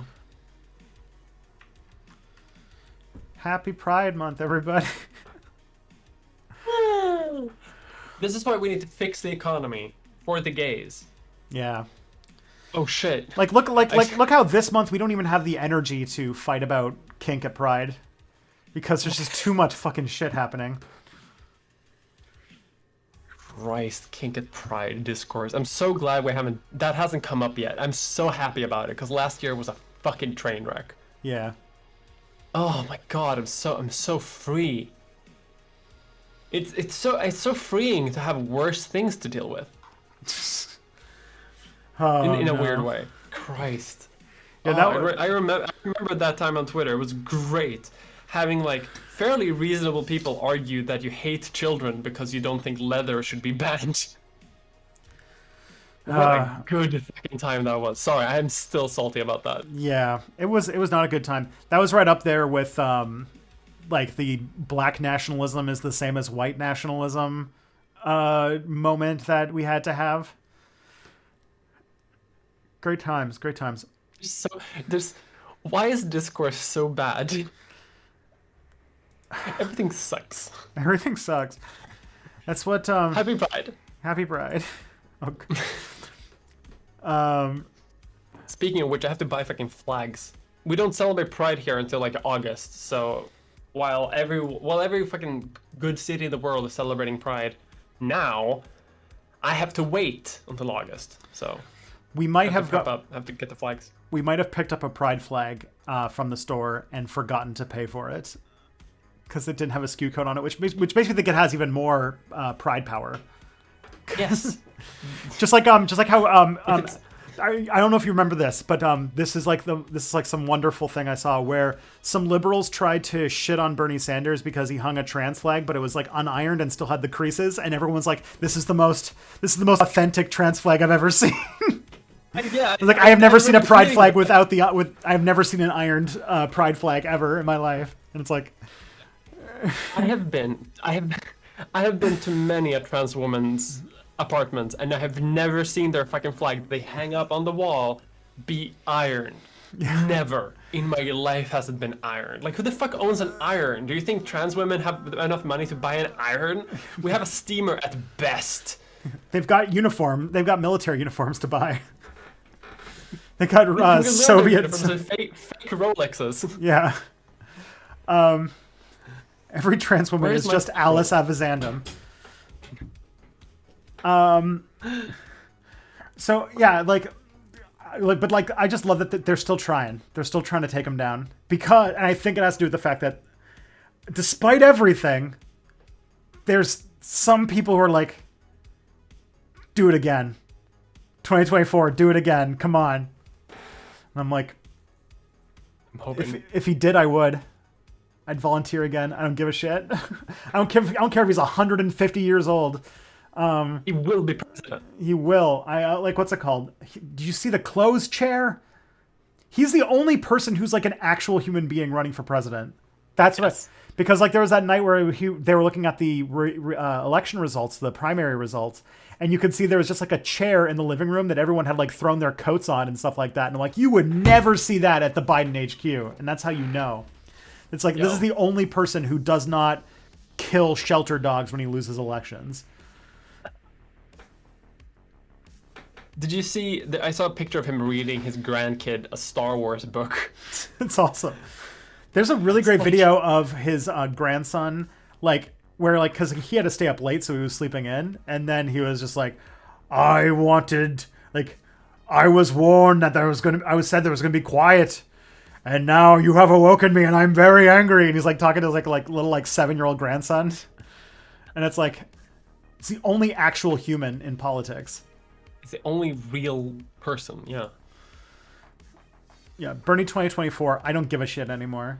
I don't give a shit. I mean, what else are we gonna have? Fucking Biden again? No. Yeah. We're gonna have Harris. Come on. Who? Okay. This is. I know we're taking so long on questions, and we should move on to a new question. But I want to quickly ask you: who do you think is going to be on the presidential nomination for the next presidential election? Because it's not going to be Biden. Biden's dead. I mean, being dead never stopped anybody from leading. Look at Queen Elizabeth. Queen Elizabeth's been dead since last year. But she's still trucking. I somehow. So here's my theory about how things went down. That they did the Biden-Harris ticket because everybody in Democrat land is pretty much convinced that if people just got to know Kamala Harris enough, if they just say her name enough times, that people will think that she's an awesome girl boss that needs to be president.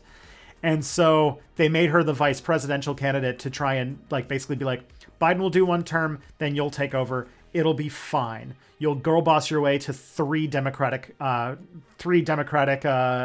presidential terms in a row. Yeah. But then, and of course, because they're Democrats and they work on Democrat logic, they chose the person who came in third in her own state to do this. And I've talked to people who are from freaking San Francisco or whatever, and they're like, we fucking hate this person. Yeah. But so as soon as she came to office, everybody hates her because she does stuff like goes to El Salvador and tells migrants to not come, and just all sorts of stuff. And so I think they're like, well, we don't know what to do. We have a president who is literally soiling himself on foreign diplomatic missions, and a vice president who we were trying to sort of set up to take over, who nobody likes, has rock bottom approval levels. So my guess is that if in this case they might be like, you know what, just Biden 2024 somehow. We'll just make I can see it. we could just make that happen somehow. But then I also have to think of like if because the Democrats are always like, what is the dumbest possible option that they could go with that's motivated entirely by cynicism and money, and that would be it. The other option is that they will try to find another person to sort of clean up for the role. And the only other sort of people who've come out of the Democrat neoliberal factory who is like able to do that kind of thing, there are two options, or three options, and they're all terrible. I'll go from the least to most terrible. One, Cory Booker, who they were trying to get to, and literally looks like he was made in a factory that makes Democratic politicians. He looks like he's a low poly person. Like he looks like his polygon count is low. Like it's like he was rendered in N64. His electoral seat is PlayStation 2. Yeah, and the thing is, like, he also, like, the other thing about him too is that you can tell he came from a factory because he has a brother whose name is Cory Booker and looks almost identical. Yeah, that's not right. Second is they might try to rehabilitate and try to make Mr. Pete Buttigieg be a thing. I can see it. Which, like, I can see them trying. They have been trying so hard, and it's just not working. Third, the nuclear option. And this is like my hell prediction for 2024 that I think is becoming more and more likely. Hillary Rodham Clinton like thinks that, okay, you have failed me twice. Now it is time for you to give me what I am owed. Runs in 2024, uses money and fucking dirty tactics to brute force her way through the primaries like last time. Republican candidate Donald J. Trump going for his Grover Cleveland, and 2024 becomes the world's dumbest election in history of Clinton and Trump that again. Will happen. Yeah. Because the one thing you can bet on, it's the Democrats doing the dumbest fucking option, so this is what will happen. Yes. No doubt in my mind. I can put money on it now. The Republicans will do the evil thing, and the Democrats will do the dumb thing. And that is the evilest and dumbest options on both sides. So that is what will happen. Oh my god. 2024 is going to be the year the world ends in that case. It's just like, yeah, we're just going to do it again. We're just going to have another 2016 election. Great. And Bernie's going to run, and they're going to be like, no, he's too old, he's evil. And I'll be like, fuck it, Bernie 2024, again, I'm doing it. That's what I mean. Like, the option is either the world ends, or the world ends in a funny way, and I would rather the world ends in a funny way with Bernie Sanders. Yeah. The other thing, too, is that Bernie, the other thing that's going to happen in 2024 that I don't know anything about at this point because I haven't really been following her career lately, but 2024 is the year that that Alexandria Ocasio-Cortez would be of the minimum age to run for president. But I also know that she's sort of burned a lot of her cred up in the last year or two, so I don't know. But like that Met Gala bullshit was, I don't know. Yeah. Yeah. Trust me, like, the thing is, if Bernie is out of the picture, we could do worse. She probably would be the least objectionable person to run for president. And if she was running and Bernie wasn't, I'd be like, all right, let's do it. Fine. Let's do it. Fine. That'll be fine. That'll be my my endorsement. I'll volunteer. I'll do the thing. She's fine. This is the thing. I think you've probably mentioned this. I think because you've had more, like, you're literally in politics, so you know this problem. Yes. Maybe it isn't a thing in Sweden, but it is the thing here. All socialist movements are basically this, like, there's this like generation gap because everybody in the socialist club is either old because they weren't indoctrinated by the Cold War, or they're too young because they weren't indoctrinated by the Cold War. And so there's this like Cold War childhood gap between the sort of two sides of the socialist movement, in which, like, yeah, it's like the socialist groups are always like someone who's like in their 80s or 90s and then a bunch of millennials. And it's just like, that's it, right? Yeah, that's it. I mean, you're spot on. Is that also the case in the left party? Kinda. I'm not gonna talk too much shit about my own party, but kinda. That's just sort of the state of like how Western countries, sort of how Cold War indoctrination has affected the country, right? Yo, yeah, Bernie AOC ticket, fucking, I'd buy that. I would buy that ticket. I would take that, because then you're like, yeah, he's old, but then if he dies, you then get the youngest president in American history. So you have the oldest president in American history, who then, if he dies, then you get the youngest president in American history. And one thing about AOC that is good is that she has socialist stuff. She has socialist opinions, socialist cred, but also has none of the things that the sort of like cheap liberal minded like she has all of, she's like, you can't, like, she's what's it called, she's a Hispanic woman, you can't fuck with her, can't touch her, you've set up so many rules saying that you can't criticize, fucking we got it. She's got liberal armor. Liberal plot armor, yeah. I can see that. And she has just enough people who are like liberals, who like her, but who don't understand political economy, who might be able to join the ranks. Yeah. You know? She has stans who don't understand the politics, but just like her as a person, and we can get through. I don't know. Donald Trump won an election on stands alone, so it's fully possible. AOC in her 40s will be very interesting to follow what her next steps are.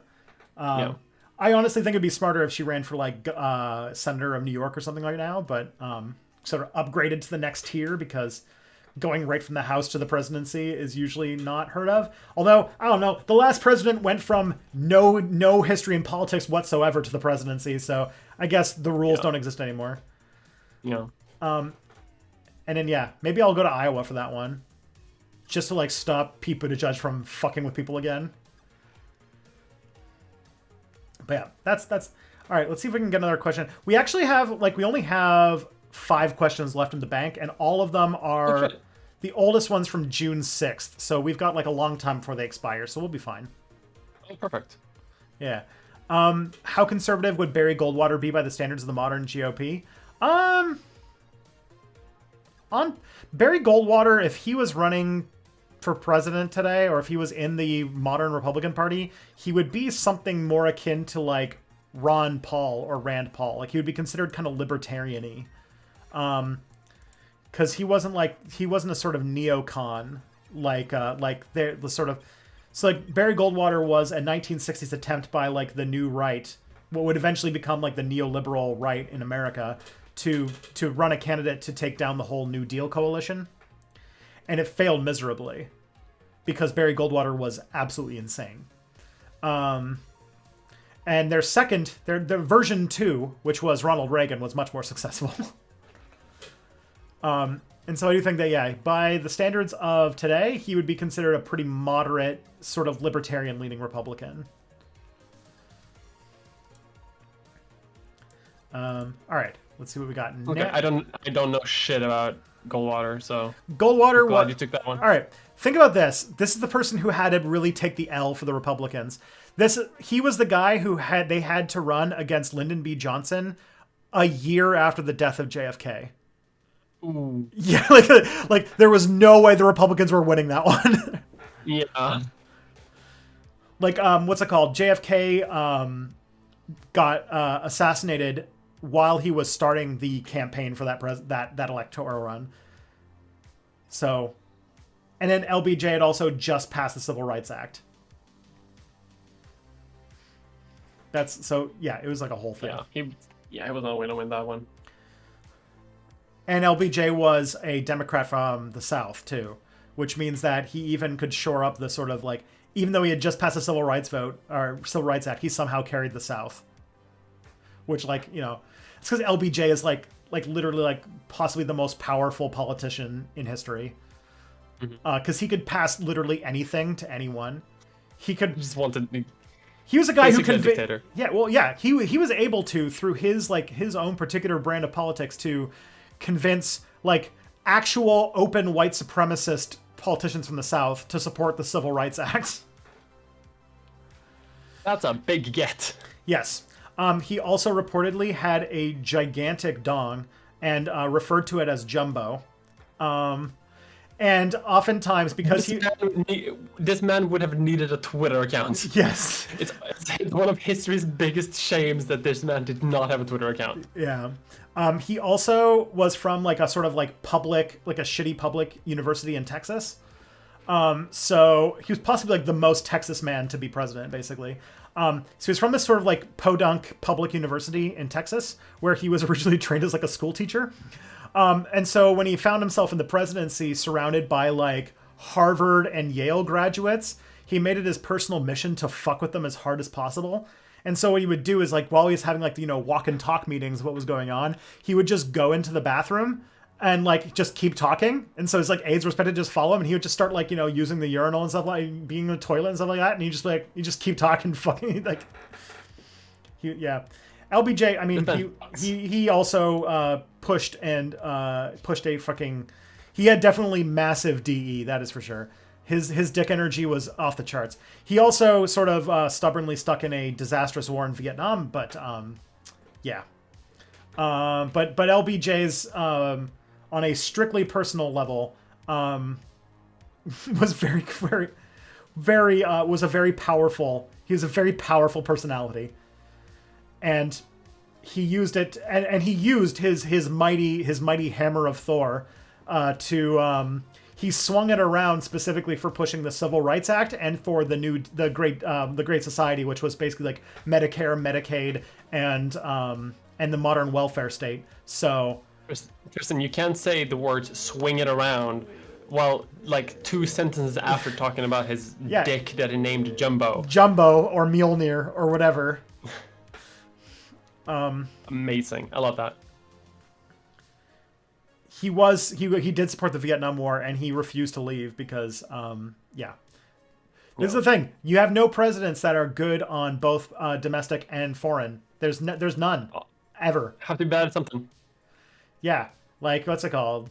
Woodrow Wilson passed, like, all of the big progressive reforms of the 20s. Was also an open white supremacist and did World War I and invaded Mexico randomly and occupied the city of Veracruz for several months until the Mexican government changed.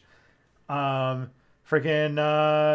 Nixon kind of put the Cold War on pause for like 10 years and was also one of the most evil, corrupt politicians in history. Okay. You get what you get. Yeah. The story of Jumbo is still with us and will never go away. This is why I think there was a movie where he was played by Robin Williams, and I'm like, okay, I see it. I can see it. With all the fear-mongering... Oh, yeah, okay, so this is about the drag show thing. So with all this fear-mongering around drag shows and the wave of homophobia, do you think the conservatives will succeed in criminalizing or further restricting drag shows and gay bars? Probably. Yeah, probably. No doubt. They'll probably be able to start... Like, the first sign of this is going to be that they criminalize it in any space that a kid could be in. Mm-hmm. At which point we have decency laws again. Because that is the only way you could do it. You would have to criminalize cross-dressing, essentially. Oof. Like because at the end of the day, there's nothing sort of inherently about drag that makes it drag. Like if you have story hour for kids at a library, for example, or things like that, like you could ban drag shows, but that will in effect also like ban all sort of cross-dressing, because if some sort of concerned mother or whatever sees a person in the library hanging out who might be cross-dressing, or what we would call cross-dressing, for example, could that count as a drag show? Because how do they define drag show? How do they define like a public space where kids could be in? It's why they're much more likely to. That would be the first step, and that would criminalize cross-dressing. Yeah, I feel like they're much more likely to do the way that reactionaries typically get things effectively banned. Instead of passing a law that would try to legally define what a drag show is, they would just do what they're doing now, which is basically make it so that nobody wants to host it because they know if they do, they're going to be harassed and threatened into submission, which is basically how censorship works now. So that will be what happens. Because if you were to officially ban it, then like there's like a certain type of like Republican mom who is homophobic but loves her drag race, who will like be up in arms if they take away her TV show. Yeah, you take away RuPaul, a lot of Americans will be mad. If you take away RuPaul, the US would have a revolution next week. Yeah. Unfortunately, RuPaul has too much power. Yes. It's like I feel like American politics today is like Game of Thrones, except instead of Cersei Lannister, it's RuPaul. Yeah. It is astounding how many like ardent homophobes and transphobes fucking love RuPaul's Drag Race. A show that is just all drag queens and trans women. Not all, but there's a lot of trans women on that show. Yeah. Because there was like a point like not long ago where like drag was becoming really, really normalized because of Drag Race, basically. Yeah. I mean, that's one of the big reasons why like drag shows for kids now are becoming more of a thing, right? Like it's become more normalized. So this whole thing is a sort of, counter to that. But, it's still I guess a battle of like normalization, but we'll see what happens. Mm-hmm. Man, I hate living in the backlash part of history. RuPaul's not the greatest ambassador for the drag queen community, that's for sure. Like the worst. It sucks that this is the way that happens. Like drag, nice.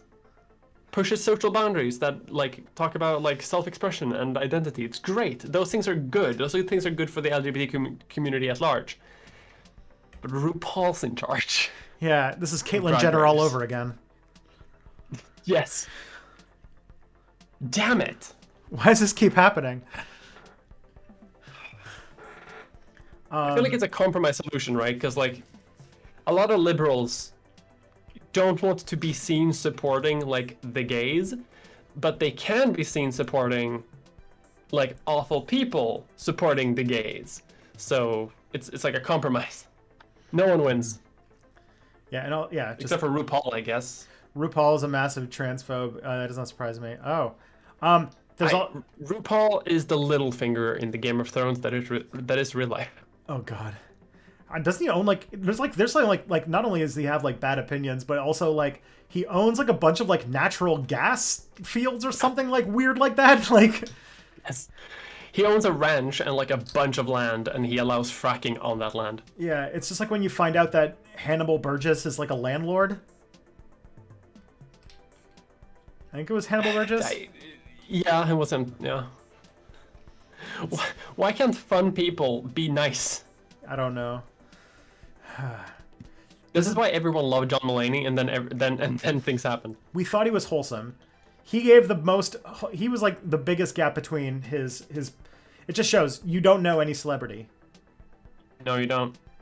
If John Mulaney can't even be trusted, and he was like the most wholesome comedian. That was his whole thing, right? Yeah. He literally was like he was literally the anti-boomer. His entire stand-up act was how much he loved his wife. Not that much, I guess. Yeah. Oof. Anyways, we are getting close to the end. Yeah, Hannibal Buress. Sorry, yeah. What did you say? I said Hannibal Burgess, which I just put a random G in there for no reason.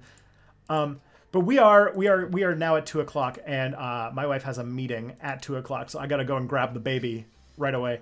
Grab that baby. Yeah. So, before we go though, we're gonna go and raid. Rose System? Who's this? Let's go with that.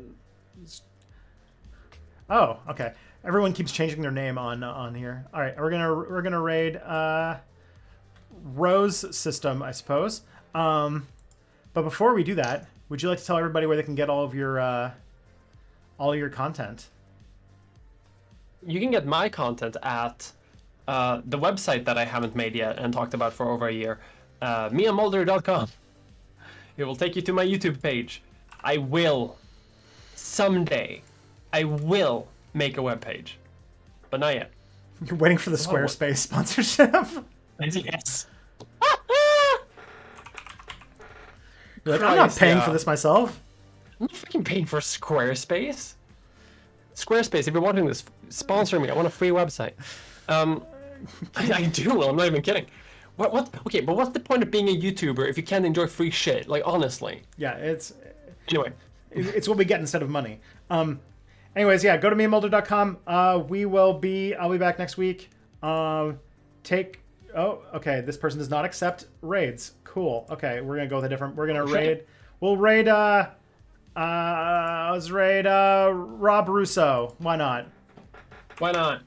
I forgot that like while I was gone, the whole hate raid thing happened, so I don't like know what the politics are of raiding now.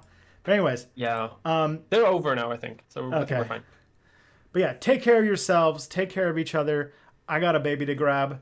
And I'll be back next week. And watch the new video that just came out. All right, bye.